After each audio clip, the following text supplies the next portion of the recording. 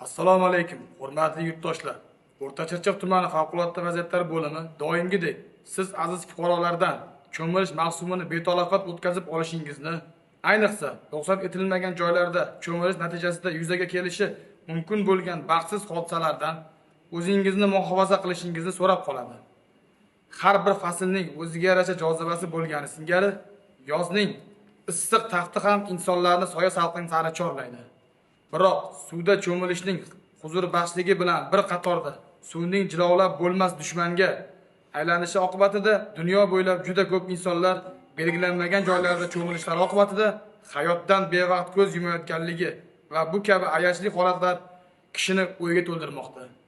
Tumanimizning har bir fuqarosi suvda cho'kish men va mening yaqinlarim bilan sodir bo'lmaydi degan befarqlik va beparvolik chulg'agan fikrdan yiroq bo'lishlari kerak. Statistik ma'lumotlarga ko'ra, suvda cho'kib halok bo'lgan yoshlarning 90% ota-onalar tomonidan nazoratsiz qoldirilganligi hamda o'zboshimchalik bilan belgilanmagan va taqiqlangan joylarda cho'milishlar oqibatida sodir bo'lmoqda. Asosan katta yoshdagi fuqarolarning suvda cho'milishlariga ularning spirtli ichimliklar iste'mol qilib, mast holda cho'milish uchun suvga tushishlari sabab bo'lmoqda.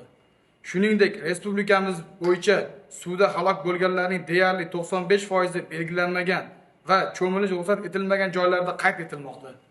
Bu kabi joylar O'rta Chirchiq tumani hududida oqib o'tuvchi Qorasuv daryosi va Toshkent magistral kanali, ya'ni Toshkanal, Toshkent suv ombori, xalq tili bilan aytganda Tashmo'ri, suv taqsimlash inshootlari shular jumlasiga kiradi.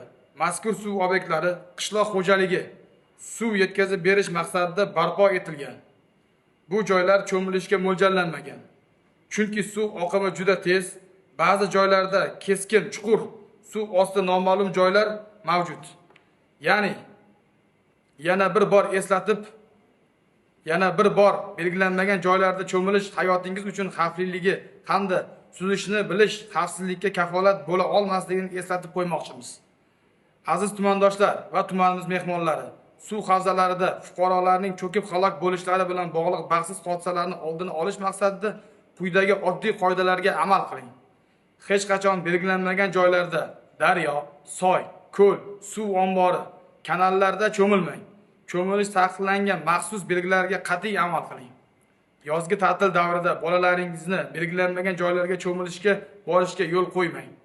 Yosh bolalarni nazoratsiz qoldirmang. Spirtli ichimliklar iste'mol qilib cho'milishga bormang. Faqatgina cho'milish uchun ruxsat etilgan maxsus suv havzalarida cho'miling. Unutmang, o'zingiz va yaqinlaringizning salomatligi o'z qo'lingizda. E'tiboringiz uchun rahmat.